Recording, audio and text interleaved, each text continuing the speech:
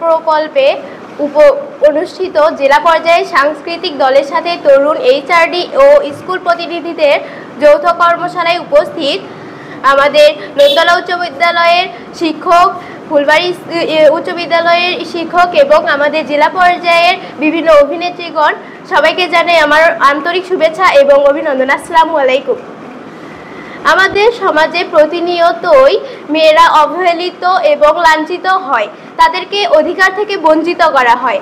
আমরা কোনো ভালো সাংস্কৃতিক পর্যায়ে হোক বা স্কুলে হোক, যে কোনো অনুষ্ঠানে কোনো অংশগ্রহণ করতে হলে প্রতিবেশীরা এবং অন্যান্য লোকজনগুলো আমাদের বাধা দেওয়ার চেষ্টা করে এবং আমাদের মেয়ে বলে অবজ্ঞা করে যে মেয়েরা কিছু পারে না, তাদের কেন এই অধিকার দেওয়া হবে। এই কথাটাই সমাজে প্রতিনিয়ত হতে চলেছে এবং মেয়েরা বাল্যবিবাহের শিকার হয়। তাদের এত পড়াশোনা করে কি হবে, ছেলেরা সেক্ষেত্রে বেশি অধিকার পায়। আমাদের সমাজে এগুলোই প্রচলিত হয়ে থাকে।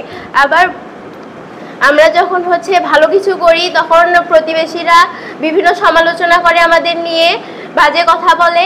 সেগুলো আমাদের উপেক্ষা করে সামনের দিকে এগিয়ে যেতে হবে, নিজেদের প্রতিভাকে প্রকাশ করতে হবে। এইভাবে আমাদের এগিয়ে যেতে হবে। আসসালামু আলাইকুম।